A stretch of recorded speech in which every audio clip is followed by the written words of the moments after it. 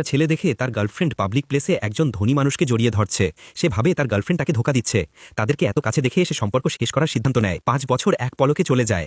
College থেকে graduate হওয়ার পর একটা এয়ারলাইন্স চাকরি পায়। প্রথম কাজ ছিল একটা জনপ্রিয় ক্যাপ্টেনের ইন্টারভিউ নেয়া। সে তার ক্যামেরা নিয়ে যখন তার ছবি তুলছিল তখন সেই লোকটি তার চশমা খুলছিল। মেয়েটি তার দিকে দেখে অবাক। ওইটা তার এক্স বয়ফ্রেন্ড ছিল, যাকে সে এত বছর ধরে খুঁজতেছে। ও এখনো বুঝতে পারছে না যে সে তাকে ওই সময় কেন ছেড়ে দিয়েছিল। তখনই সে অন্য মেয়েটির হাত ধরে। এটা দেখে মেয়েটির মনে আবার আঘাত লাগে। সে ঘুরে যেতে ধরে, কিন্তু ভুল করে এটা তরমুজের সাথে ধাক্কা খায়। ওই শালা তরমুজ তার সুন্দরতা দেখে তার কাছে আসার চেষ্টা করে। প্রথমে তার এক্স কিছু করতে চাচ্ছিল না, কিন্তু অপরাধ বোধার কারণে সে এসে সেই কন্দুকে লাথি মেরে ফেলে দেয়। মেয়ে কাছে এসে বলে, আমি এত বছর ধরে তোমারে খুঁজতেছি, তুমি এত বছর কই ছিলে? কিন্তু সে 5 বছর আগের ঘটনার কারণে এখন রেগেছিল। সে আরও ভাবে মেয়েটি ধনী মানুষের সাথে ওমম করে এই চাকরি নিয়েছে।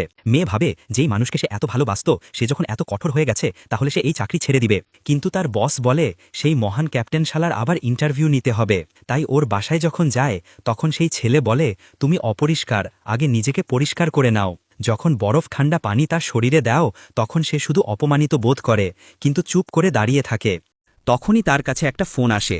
ফোনে শোনে তার বাবা দেশে আসবে। তার বাবা ওই এয়ারলাইন্স কোম্পানির মালিক ছিল, আর তাকে অফিসের সব মানুষের সাথে পরিচয় করাতে চেয়েছিল। ওই ছেলে যখনই ওই ধনী মানুষের তাকায় চিনে ফেলে, এই মানুষ সেই 5 বছর আগে সেই মানুষ। নতুন চ্যানেল, সবাই সাবস্ক্রাইব করে দাও প্লিজ।